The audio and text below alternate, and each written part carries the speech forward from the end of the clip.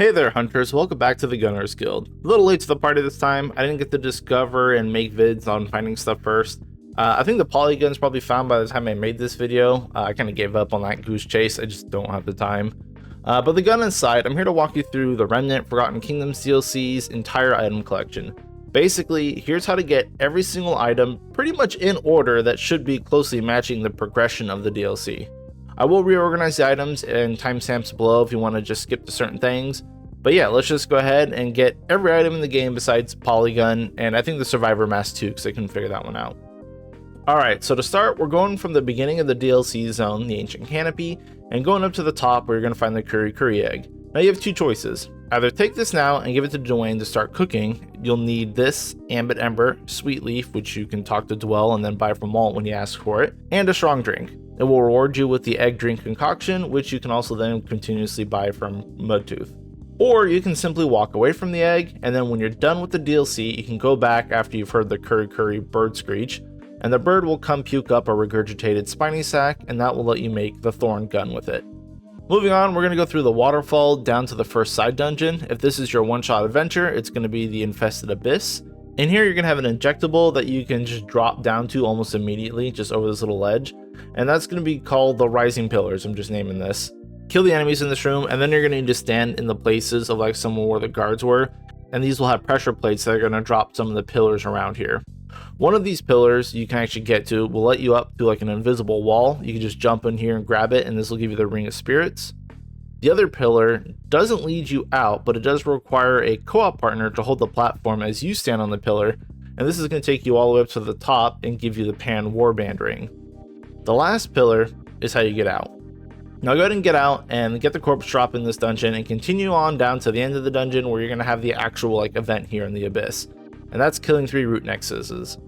Once you kill them all, you'll be rewarded with the crystal staff. While you're here though, you're going to want to go get the other checkpoint, which is going to be talking to Clawbone. You have two choices. You can either agree and take his power and get the Profane Soul Amulet, or don't and fight the Emissary.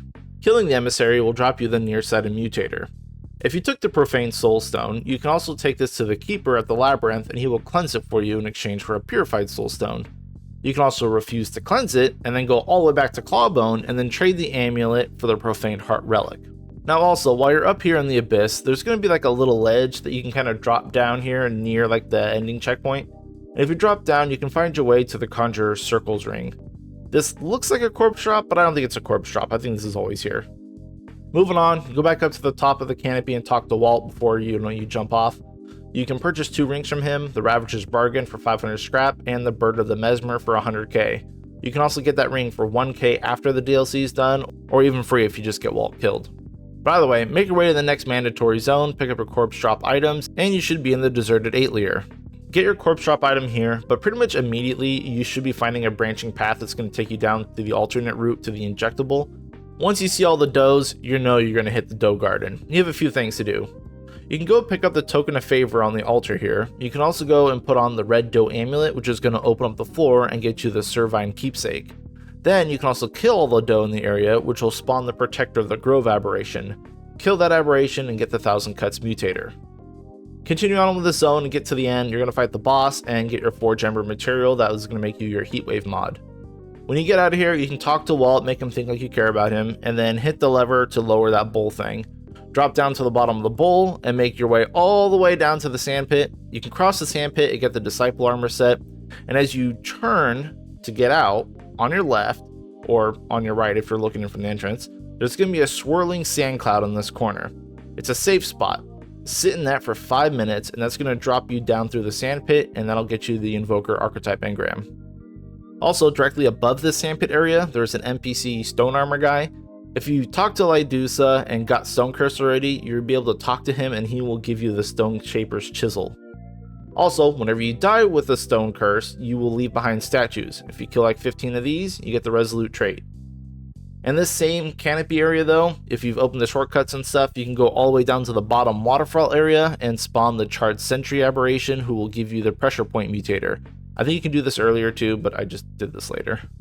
So if you move on and you go across the bridge, that's where you lowered the bowl, and you go to the Bloodless altar, you'll talk to Lydusa, she curses you, all that stuff. But the next main area you should be in should be the Luminous Vale. In here, you're going to have a corpse drop, so don't forget it. There's also an elevator in this area that's going to take you up to a rope bridge. You can jump off the elevator early to grab the burden of the mason ring. And at the top of the elevator on the bridge, there's typically the Trinity Memento quest item, though it can spawn in 3 different areas, so you're going to have to find those. You need to take this item back to Dwell at the ward. He will ask you for 2 more pieces, which you will need to do 2 more adventures for. And then once you give him all 3, so basically do this thing 3 times, he'll give you the Echo of the Force amulet, which you can take back to the beginning Canopy area and go get your Trinity crossbow. I don't have footage of this because my Dwell hates me and won't take any more fragments, but I do have a picture. You can see it through the wall. It's around here. Put on the amulet, you'll find it, or just go look at someone else's guide. But moving on. Here in the Vale, if you jump across the middle platforms, you can also make your way to the Lost Soldier. I actually don't recall his name. If you talk to him and promise you'll get him out of here, he'll give you the rally band. If you come back here after you've killed Lydusa, this area will be guarded by the Stonewing Lurker aberration, who drops the Far-Sighted mutator. You'll also find that the soldier is now dead, but hey, you can get his dog tag, so that's kind of sweet. Now in this area, up at the top bridge, there's a side area that should be the Goddess's Rest. This area has a random injectable and a corpse drop, but you can just make your way all the way to the end where you find these 5 pillars that you need to touch. They're really easy to find. You just go around and you'll click on them. When you head down to the bottom part of this temple though, in the water down here, there's a little cave off to the side of the wall, and you can go in here and find an invisible wall that'll take you up to an elevator. At the top here, you'll find the Bloodless Heart relic. After you finish getting all the pillars activated and open the door at the checkpoint, you'll see the room with the altar. If you click on the altar and don't put anything in, the Bloodless Air aberration is going to spawn. Killing him will give you the Searing Wounds mutator and the Bloodless King's Vow ring. On the altar, there's also the Bloodless crown. Now, when you get Lydusa's precious object, I forget what it's called, just a little bit later on, you can come back here and offer it to the altar, which will basically give you the alt kill for Lydusa, and the material Blossoming Core, which will let you make the Mirage melee weapon. Anyway, so we're going to go back to the Vale because this was just a side zone, and we're going to go to the actual important zone, which is next to like those root branches crossing on the lower bridge. This should be the Earthen Coliseum. And here you're going to have a corpse shop, of course, and a new injectable. Once you find it, it should be pretty obvious. It's a big moon alignment puzzle. You can look at the wall behind you and to tell what order to step on, or you just follow me. And this is going to take you around to the Mark of the Destroyer ring. You can also get the Moonstone amulet here by coming back through and checking your map to see the hidden path to the back left corner, and then just dropping down. And that's pretty much all here for this injectable. You can get out of here and then go fight the boss. Killing the boss will reward you with the Pallid Lodestone, which is the material to make the Abrasive Rounds mod. After this, you should end up above the statue in the Vale that you couldn't get past before. You blow that root sack thing and they should be able to pour some water down. You can pull the lever, and then behind that is Lydusa's precious object. The door next to that is going to take you to the Bloodless Throne, where you can just finish up the area if you want, or you can go to the side area. If you want to just finish up this whole run, you can either drop the special thing off at the Goddess's Rest to get the alt kill, or take it to Lydusa at the Bloodless Throne and, have to kill her normally. Killing her gives you the Eye of Lydusa material, which is going to let you make your monolith gun. Either way, you're going to have to come back here and get the Tear of Lydusa ring as well. If you are friends with Walt, you can also go talk to him once Lydusa's gone, and he'll give you the Feathery Binding ring. And that's pretty much the whole story. But we're going to finish up the last side area, which is the Proving Grounds. So this is broken up into 3 puzzle rooms. You can cheese a lot of this with Challenger and the Black Cat Band. But also, there's like a bunch of extra items in here that you can do once this is all done and the traps are disabled. It's a lot easier. But anyway, if you get through the first jumping puzzle room and you pull the lever, the water is going to drain. Go back into that room, and on the floor there's a corpse with the battle armor set.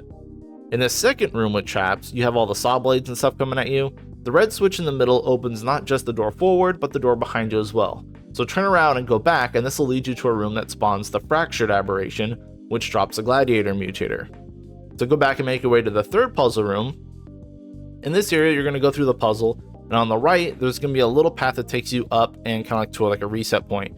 But in this area, there's also another room off to the right that's going to have a little stone slab with the Dark Sea Armada crest ring on it. And then basically you can just finish up the zone, pull the levers, get out, and you'll get the Ceramic Flask material, which is for the Jar Trap mod.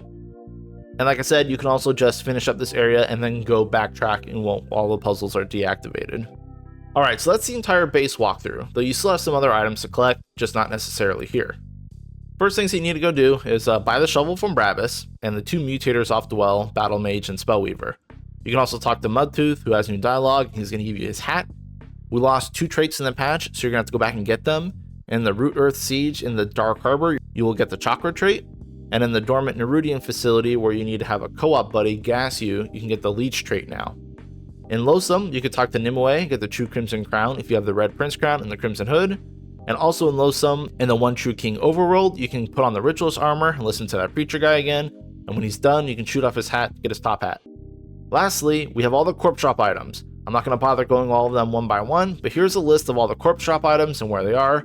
They are randomly generated in each zone. Don't ask how or where to get them. It's random. Just go look for them.